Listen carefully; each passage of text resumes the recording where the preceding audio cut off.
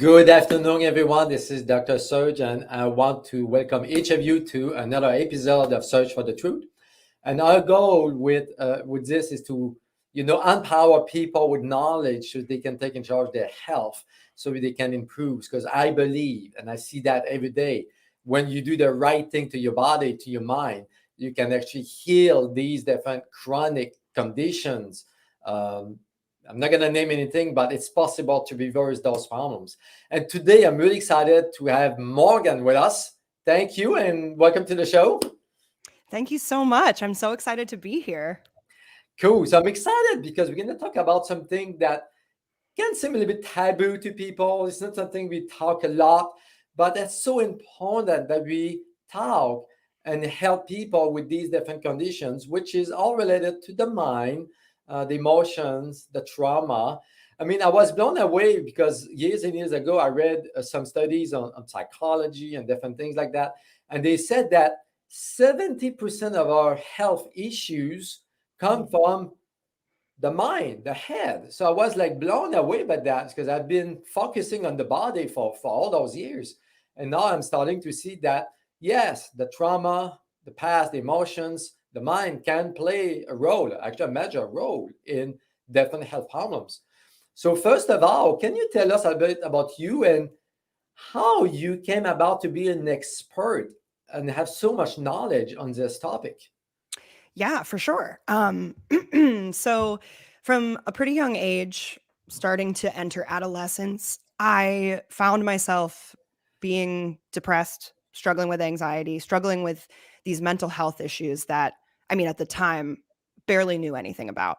So I had, started pretty early with my experience of depression and anxiety, and out of necessity entered the world of personal growth. It wasn't until much later in my life, my mid 20s, that I really embraced it as my own career. But I've always been a student of um, spirituality, emotional health, psychology, all of those things, just because I was suffering and I needed help. Yes. So pretty easy intro there. Yeah. So you had to do something to help yourself. Yes. And this is something that a lot of people are dealing with, actually. They're a little bit afraid to talk about it. I was reading some stats since the beginning of last year, right? Since the beginning of the pandemic. There's a lot more young people like ourselves that are dealing with depression.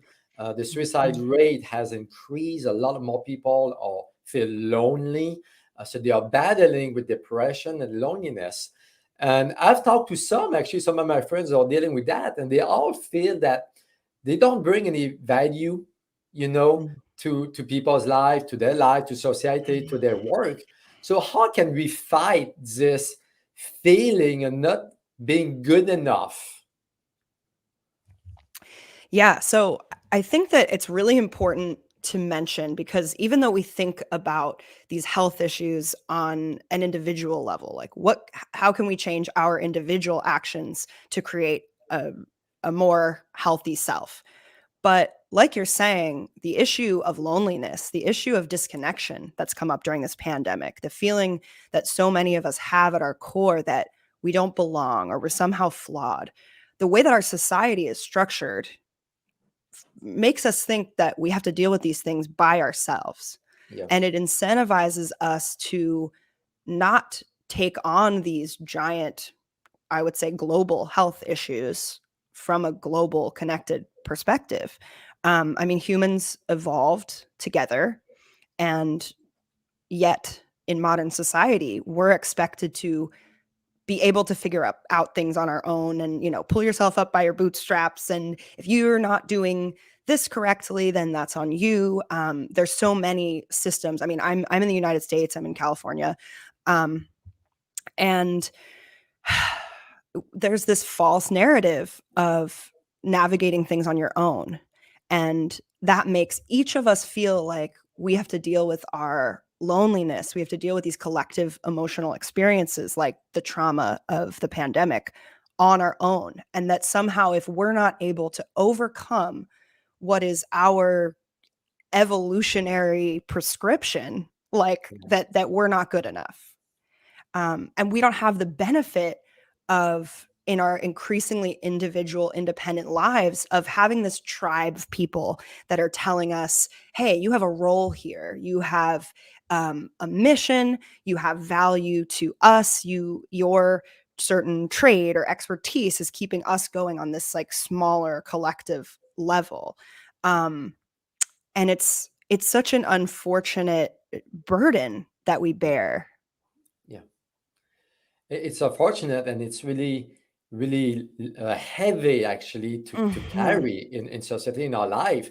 And that's why I believe a lot of people end up depressed and they end up terminating their life because they cannot deal with the pressure anymore. It's really Yeah. unfortunate. So, what do you do in those cases? I mean, I have met since the beginning of the pandemic young people, especially girls, I have to say, especially women, Mm. that seem to be more sensitive with Mhm. this. So, how do you help them to, understand what's going on with them, with their life, and get out of that situations? Because it's not easy, but there's tools that we can use. 100%. So I think that the first thing that can really help someone sort of get on their own team within themselves is to have that first supportive relationship where someone understands you, listens to you, gives you space to kind of unfold what's been going on in your mind and your body. Because so many of us, like I said, in our regular environments, especially women, are caretakers. We're supposed to look out for what everyone else is doing, what's going on with everyone Yes. else, and Yeah. we absorb everyone else's emotions. And so we're dealing with our own, and then we have this giant layer of this like compassion that has nowhere to go, this empathy that has nowhere to go for, maybe you saw someone get hit by a bus and you feel the weight of that your whole day. And then that's a layer that you don't process. And then underneath that is the layer that you don't process of whatever your daily stressors are. So I think that starting into a therapeutic relationship or a coaching relationship, trusted friend, a mentor, someone where you have a space that's for you, um, not only helps you get started on a logistical level with, okay, well, what are we going to do? How, asking you these questions about how you're going to feel, but it signals to your subconscious that someone else cares about what's going on with you. You're not alone. You are worth that person's time, because I see so many times people, and in myself, I also used to volunteer for the suicide crisis line. So I know a lot of the kind of themes that come up over and over, and depressed people, and maybe disproportionately women, um, tend to feel that we are a burden on other people, that we should just keep giving and giving and giving and never actually show what's going on beneath the surface with us, um, because, oh God, we don't want someone else to have to take care of us, even though there's this double standard that we're taking care of all the people around us. Um, so having someone like a coach, a mentor, a therapist, whatever, who is listening to you and validating your worth simply by giving you their time and their attention, um, that signals to your subconscious, like, okay, there's something besides just that voice in my head telling me that I'm not worthwhile and I should struggle with this alone. Good point. And I want to piggyback on that because when I was younger, I didn't see the point of it. But now that I deal with people with chronic issues like Lyme disease and cancer, people are really sick. So those group sessions of people that have similar issues tend to work fairly good, actually, like the AA, for example. So you can connect with those people and you can share your struggles. And there's no taboo. Everything is open. You can just freely talk. I think it's important for those people, if there is in your city, to find group support like that. Yeah. And I mean, for all the things that the pandemic has done that are negative, it has also opened up the world and destigmatized the world of connecting with other people online. Yes. Because maybe you can't find someone, depending on where you live, that is struggling with the exact same thing you are, like locally. But someone out there in the world is. And, you can find anyone struggling with anything in the world, like on Reddit, and really Yeah. connect with someone. Like, it doesn't have to be group therapy, although group therapy is amazing. There are smaller scale resources. You have a good point. I mean, I have people reaching out to me from Australia, from Japan, from China. I mean, from all over the world. There's no limit when it comes to social media. That's Yeah. amazing. And I want your opinion on the other side of the scale. I would say is I hear people sometimes that you have to remove toxic Mm. people in your life. And I have personally witnessed that. So years ago, I dealt with depression and different issues, and it was actually a friend of mine. She was really toxic, and then I realized how bad she was until I decided to share the link, and then she got out of my house, my life, and I started to see changes in my personality and my emotions. So Mm. how can you pinpoint how do you deal with this? Because it's not easy actually. Right, 100%. And I think this actually really ties in nicely with what we were just saying about the fundamental feeling of unworthiness. When that's at our core, it's very hard to disconnect from someone who's toxic, because you have that fundamental fear that you may or may not be consciously recognizing, that if I cut this person out, am I going to have anybody? You are afraid to give up something that you understand, like the devil is always worse than the devil you don't know, is kind of the saying Yes. of, Yeah. like, even if something better could be on the other side, like if you get rid of this relationship that you're pouring time and energy in, um, you have space for something new and better to come in. But we so rarely want to take that leap into the unknown, because as humans, again, we're fighting that evolutionary system that is telling us, just stay with what's familiar, don't venture out, because what you can at least anticipate. What's familiar is comfortable, even if it's abuse. That, I mean, I think the most classic example is, of course, people that are victims of domestic violence and stay in situations where they're directly in physical danger. Emotionally, it's kind of the same thing. um, when we know what the behavior that we're going to receive is, even if it's abusive, there's a comfort to that, in a way. Um, but I think that I always like to think, I've been in a lot of like romantic relationships, and I always like to look at parallels between different spheres of our lives, different types of relationships, to see, like, okay, what patterns am I repeating that are showing up in these external things? So looking at evaluating the worth of any relationship in your life, I like to look at, almost imagine like a balance scale, and make a pros and cons list. What is staying in this person's life contributing to you? And what is staying in this person's life taking away from you? What are you losing? What are the drawbacks? And most often, we know that there's like one major drawback, which is they always make us feel shitty. you know Yeah. No, you have a but good we point. cling yes we cling to the we cling to the things that are, okay, good about the relationship, Yeah. because we're afraid to sever that tie, even though we Yeah. know it's making us sick. Yeah. I'm So sorry, I I didn't mean to cut you off. No, exactly makes sense. And in regards to that, I think a lot of people don't make that move because they have internal obstacles, internal barriers, internal issues Mhm. that make them keep stuck in that situation. So, how can you recognize those patterns, and how can we prevent these to happen? Yeah, I want to say that, number one, it's hard. It's hard to recognize them. Um, Usually, like, until something really bad happens, or maybe they walk out of our lives, and then we're left with kind of the wreckage of, oh, I let myself go really far down this road Yeah, before it happened. Um, Self care. I think self care is such a good thermometer for how something is affecting us. Are we no longer doing the things that we need to do to take care of ourselves? It could be we're not feeding ourselves properly, or, we're sort of expending energy that we need to use to take care of our basic needs, Yeah.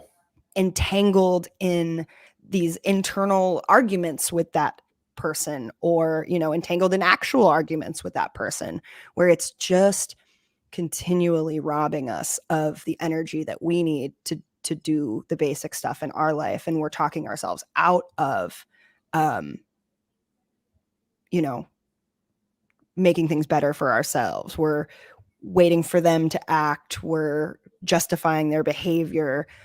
All these things are an energy suck for us. Or a coach that I follow calls it these power leaks.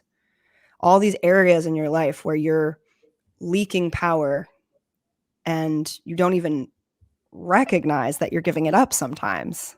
Yeah. That's a good point.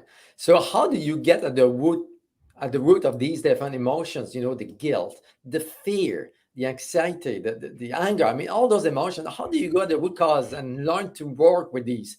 Because from my experience, we cannot really anger is part of our life, guilt is part of our life. You cannot really avoid these emotions. How do you recognize them and acknowledge them and work with them? Yeah, for some reason, the theme for me is just, why does society make it so difficult for us to do these things we need to do? Because Yeah. again, our society is so loud, such just constant chaos, and it fragments our attention in a way that makes it easy to just stay on Instagram and scroll forever, or surf the web forever. Yes. I think the most basic answer is get quiet, remove yourself from the noise, and whatever emotions you need to process for sure will bubble up. I mean, unconsciously, we consume TV for hours or consume the internet for hours. We consume X, Y, or Z because we're avoiding the opposite of that, which is Yeah. the space where those things can really arise and we can actually digest them instead of just layering stimuli on top of them. I think it's a hard thing to do in a way that yesterday, right? We had that blackout. Facebook was out for hours. A lot of people freaked out. They didn't know what to do. And today I was reading my page. Like, man, people got all upset and emotional. We are so dependent on social media. And I have seen it myself. When I don't use it, I do feel calmer and I seem to spend more time with my family. Yeah. So I think that's a major step to do.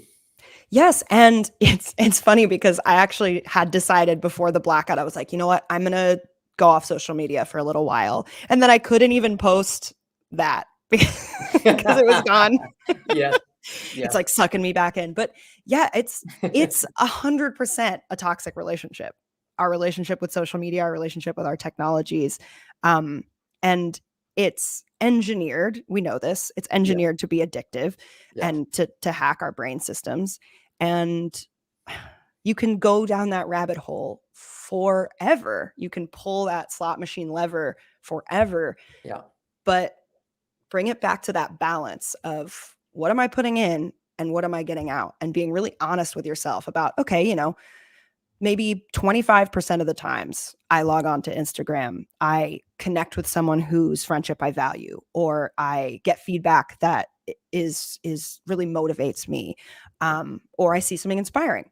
75% of the time I open Instagram, I scroll aimlessly and I feel emptier after I put it down, or I struggle to put it down, or I see someone else doing something that makes me upset at myself. yeah. That's not a good ratio.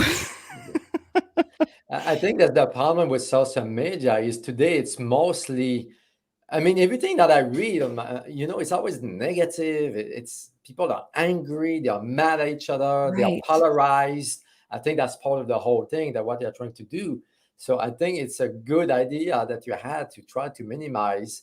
Don't get me wrong. I like to go on Facebook and Instagram. I try to connect with people, with my patients, and I get something out of it. But I realize, at least, early on, that depending how you use it, right, it can be good or it can be really bad. Right. And it's just part, to me, it's just part of that machine of society that keeps us from connecting deeply with ourselves, that keeps us from recognizing, oh, there's a sickness in me that I can't heal by just kind of layering noise on top of. I would say all like behavioral addictions, Yeah. substance addictions, it's all the same thing. It's layering something else on top of the issue. It's unprocessed trauma, et cetera, et cetera. But our society is just organized to incentivize us to be disconnected, lonely, sad, hurting, empty, because that's when we'll buy things. I'm such a anti-capitalist, but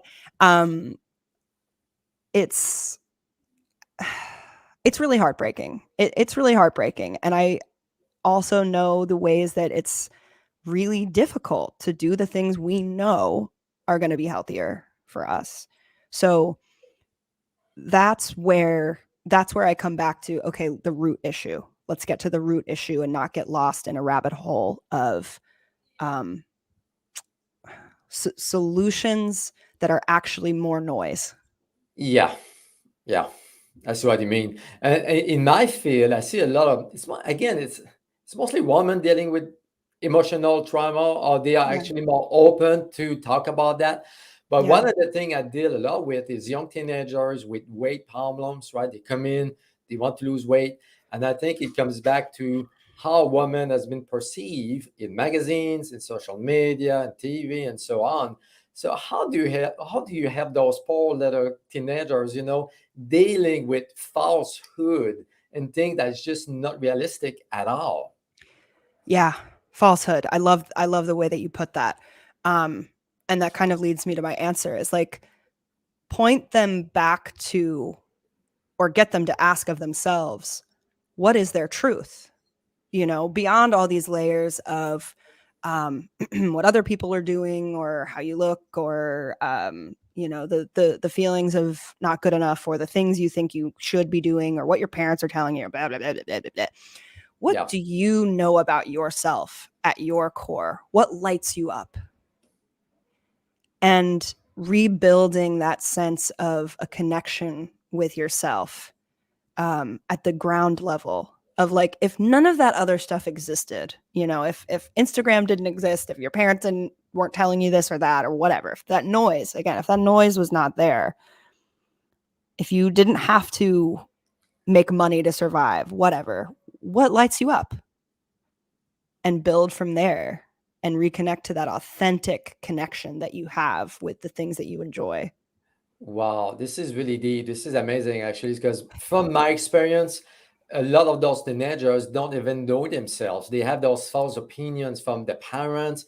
The parents want them to play this, do this, and they are pressured to do things they are not willing to do at all. And when Yeah. you take the time to listen to them, you will see that the parents most of the time are totally wrong about the kids. Yeah. You Yeah. know? Yeah.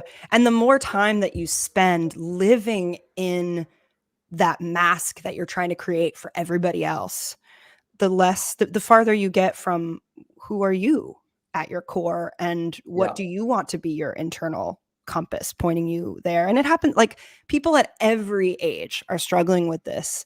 yeah. But I do think that I really feel for teenagers that are just struggling with more noise and information than has ever existed.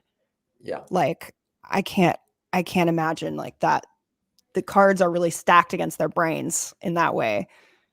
I mean, yeah, they are bombarded from different, all different angles. And some of it is not just the teenager. I believe some of it is the parent as well. I think they need to be more aware of the kids' needs. I know it happened to me last year with my daughter. She's a teenager, 13 years old. And I wanted so Yeah. badly for her to do some art. But I realized that she didn't like to do art. She is actually a poem writer. She likes to Mm. read and write poems.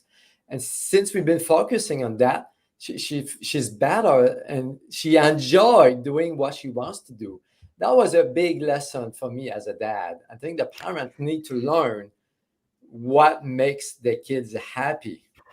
Yeah, and I see parents that are so kind of blinded by their anxieties about their kids. And it's, Yes. again, for them, that's part of the noise. That's part of falling into the trap of trying to control something that isn't within you. And if you just sat with your kid and listened to them as a person rather than kind of filtering them through this lens of what do you think they should do, because at your core, you're afraid that they're not going to stack up to X, Y, or Z, or they're going to repeat the mistakes you made, or da, da, da, da, Yeah. da, da. It's so easy to get lost in your fear script and not be present with that other person. It is really good point. So we talk about social media, right? To stay away from it as much as possible. What are the other tools that people could use to help with their traumas, their emotions, dealing with themselves, learning about themselves? So what do you use that really work with people? Yeah.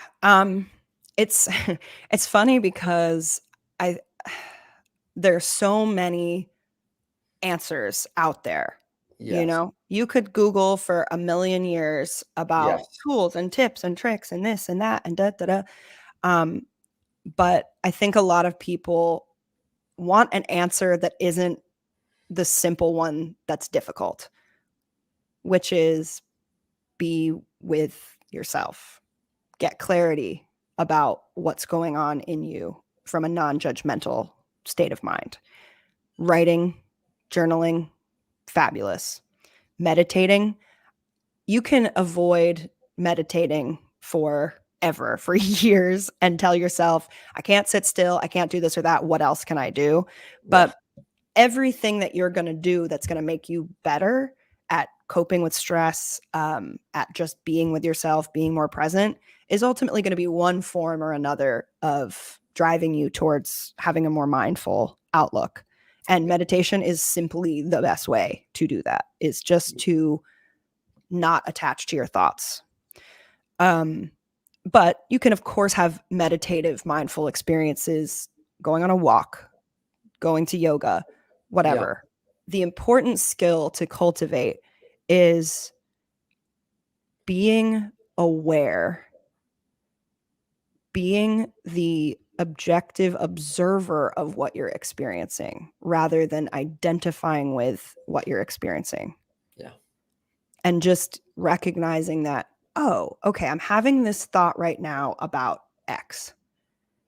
If I'm recognizing that I'm having this thought about X, I am not X. I am not the thought about X. Mm-hmm. I'm not even the thinker of that thought.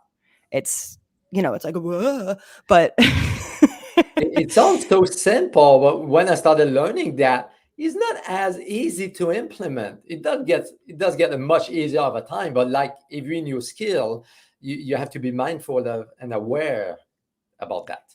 yeah. And you have to celebrate when you have those little moments. Like, I think that we can easily have those moments and then immediately follow that up with, oh, I didn't do it right. I wasn't paying attention. I should have been like this centered monk that never has a thought. And that's not a great way to be with yourself either, because that's still the wrong how of it. The Yeah. how of it is developing that gentle, unconditionally loving lens.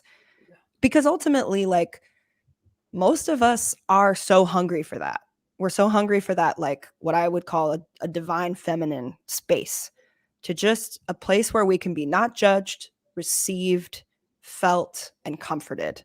Yeah. Um, and the more that we avoid giving ourselves that, the farther away from it we are.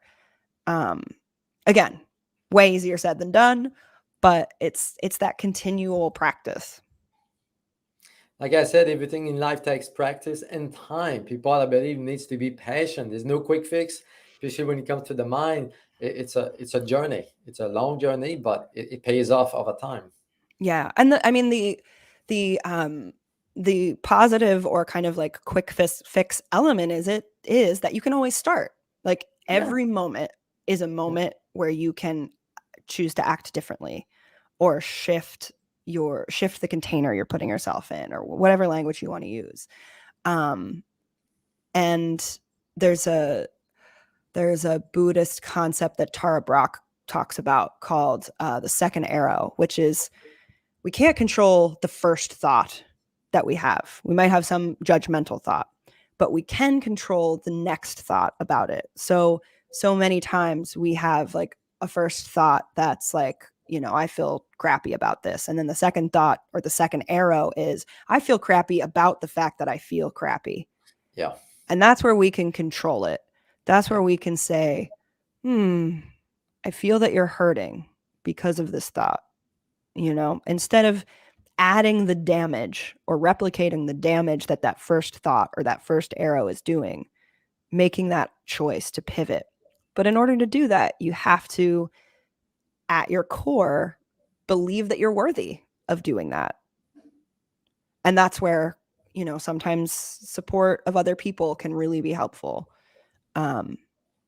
It's a long journey, as you said. It takes a lot of time, but it's also necessary, that this work is going to be waiting for you however long you put it off. Exactly. You can believe you can deal with this for some time, but it's gonna hunt you back. Yep. Down the road, you have to deal with your mind and your thoughts and your emotions and your lifestyle, your patterns. Yeah. So, as a final word, what would you say as a piece of advice to bring some hope to people dealing with hopelessness or the feeling of not being worthy? I mean, all those negative emotions. Yeah, I think if you're in that place, know that you're not alone. I've been there too. I'm an expert in this stuff. And, I had just recently a period of a week or so of totally hopeless depression. And even though in those moments it feels totally unending and totally real, it is, it's your feeling. It will still pass, whether you believe it or not. Yeah. It's the weather. It's like the weather. So if you're feeling like you have no access to hope whatsoever, take care of yourself. Go back to the most basic thing of how do you care for like an infant, Mhm. Are they fed? Are they tired? Have you had Basic, water? basic, but it can make a big difference, actually. It really can. And Yeah. and not to give yourself the pressure of like, I have to solve this right now or else I'm here Yeah. forever. Because that's just so oppressive. Yeah. So, how can people reach out to you for some Yeah, help, some advice, some questions? absolutely. Ordinarily, I would say I would give my social media handle. But yeah, like I said, I'm trying to distance myself a little bit from that. So the best place to get in touch with me really is my website, which is morganbeard.coach. Um, My email is also yes, opposite of no, at morganbeard.coach. So please reach out with anything. If anything I said resonated with you and you have no other comment, great. I would love to hear that. Or if you do have additional questions, or want support in your life in the ways that I've been sharing, I would absolutely love to hear from you. Like Morgan said, you're not by yourself. Reach out for some help, people like her who knows how to help you. So thank you for your time. That was a really nice discussion, really Yeah. important, actually. I think you brought some value to our lives. So thank you for that. You will have to be back. There's so much more we can talk about, actually. So thank you again and have a good rest of the day and God bless you. My pleasure. My pleasure. Thank you so much for having me. It was really a treat. Thank you.